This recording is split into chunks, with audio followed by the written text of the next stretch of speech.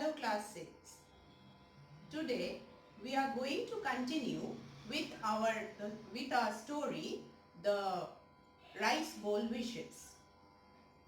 Now, so far we have read till Landua and Swajao had wished their first wish from the rice bowl, and they had wished for big house full of enough food and good marks so that they do not have to study or work and get marks in study, good results in school, and they would spend their time in laziness. Now let us continue from next.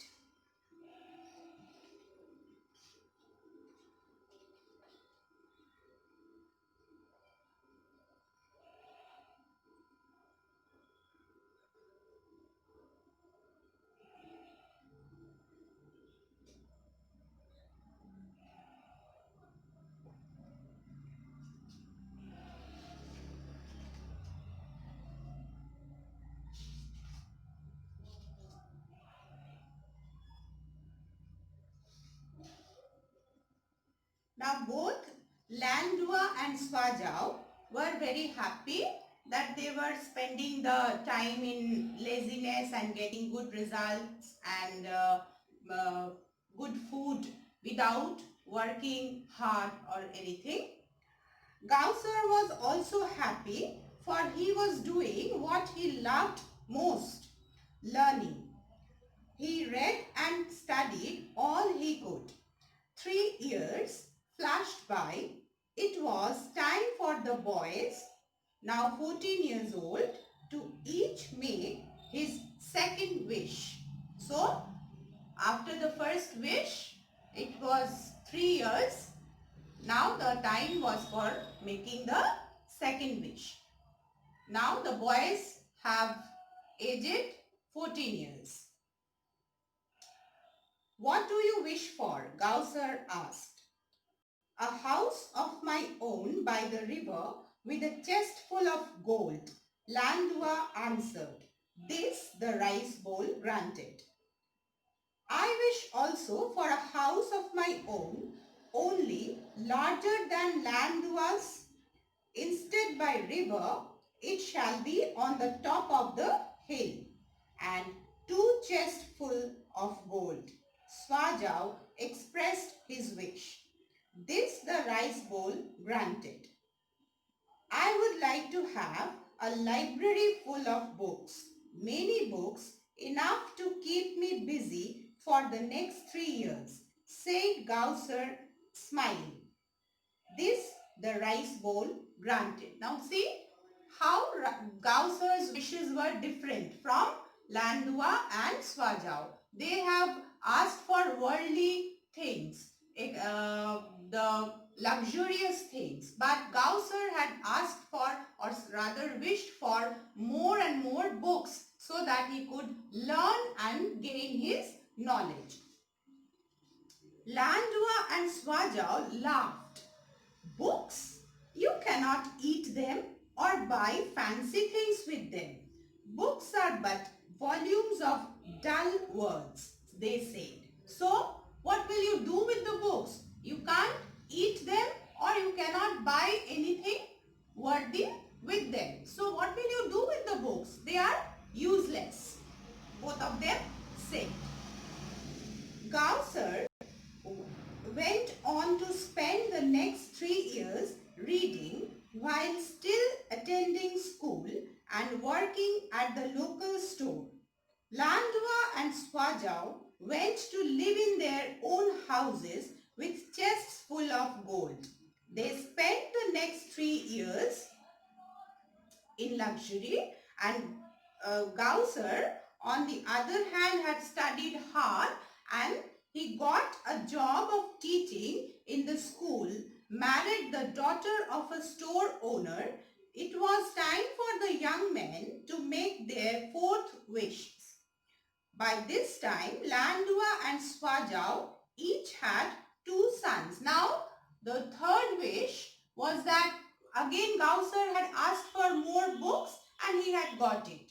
While Landua and Swajau, they have wished for a good position in the village administration and beautiful wives and intelligent children. So Rice Bowl had granted them everything. They had got high positions in the village administration as well as beautiful wives and children. Gausar, on the other hand, he had obtained a job of teaching and married to a local, to the daughter of a local shopkeeper. Now this was the time for making the fourth wish. Wish wisely, advised Gausar. I wish to keep the rice bowl to myself. It shall grant wishes only to me, Landua said hurriedly. No, it shall grant wishes only to me, Swajau shouted, and he reached out to grab the bowl. I wished for it first, Landua argued, struggling with Swajau, fighting for the rice bowl. Now both of them were having a tug of war for the rice bowl. Both of them wanted the rice bowl for themselves. Clink! The rice bowl fell to the floor, where it shattered into many pieces. What have you done? Gausar yelled. Then he cried out, I cannot see, I cannot see. The rice bowl had taken Gausar's eyesight away as quickly as it had granted it for him 9 years ago. All the books vanished as well. Landua and Swajau rushed off to check on their own possessions, but they found only weeds and wildflowers where their mansions had been. Their wives and children were also nowhere to be seen. There was not one piece of gold left anywhere. Now, while both Landua and Swajau were having a tug of war over the rice bowl, it had fallen down and broken into many tiny pieces. Now, Gausar had shouted that you have done a blunder, and suddenly his eyesight was also gone as well as the books that had been granted by the rice bowl, and he was shouting, I cannot see, I cannot see. And Landua and Swajau also went out to see whether their houses were there or not, but they found nothing but the wild flowers and plants over there. So the rice bowl had taken away whatever it had granted so far. The real nightmare came when Landua and Swajau discovered that they had lost their positions. Now they were enjoying high posts in the village administration. Now that was also granted by the rice bowl. So as soon as the rice bowl was broken, the magic was also broken, and Landua and Swajau did not have anything left with them. Instead of the well-known and successful governor and merchant, they were nobody.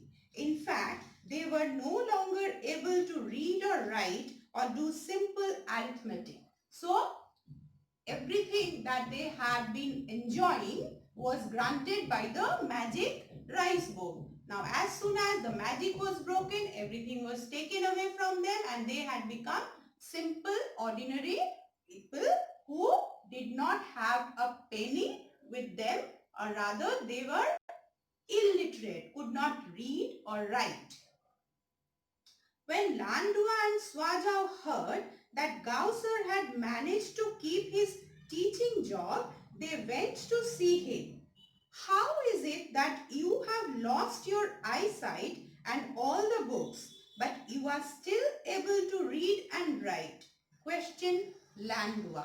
Now, they were surprised that when we have lost everything that was granted by the rice bowl when it broke, how could Gausar retain his posed as the teacher and could read and write as well. So they asked Gausar, how is it possible? And you haven't lost your wife?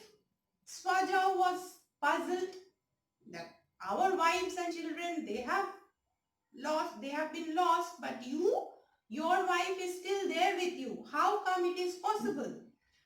My eyesight was granted by the rice bowl, thus it was its to claim. However, what I have seen with my eyes, it can never deprive me of. The books were given to me by the rice bowl, so they were its to take away. But what I have read and learned is mine to keep. The knowledge I have acquired, the rice bowl has no power to claim. The same goes for my wife. I did not ask the rice bowl for her. She is every bit as real as you and I. So, whatever rice bowl had granted, they were all by magic. So, when it broke, it was taken away. But what I have acquired, I have worked hard to get, that remains with me. Like I have studied the books, the knowledge is inside my mind. I have married a simple girl. She was not granted by the rice bowl. So she is real. She is not magical. So that is why she is still with me. Landua and Swajau learned of their stupidity and selfishness. They were very sorry and ashamed. They became the oldest students in the school, but they were the most dedicated. They had learned that life was what they chose to make of it. They no longer wished to waste another precious moment. Now finally, Landua and Swajau had understood the value of hard work and honesty. So they were very much ashamed and they started studying in the school and they were dedicated. That means they were truthful to their work. Master Gausser was recognized as one of the wisest and most caring teachers ever to teach in China. There on his desk always sat an ordinary rice bowl which obviously had been glued back together from many broken pieces. Gausser, in the meanwhile, had achieved the best teacher ever that taught in China, and on his teaching table there had been a broken but glued rice bowl always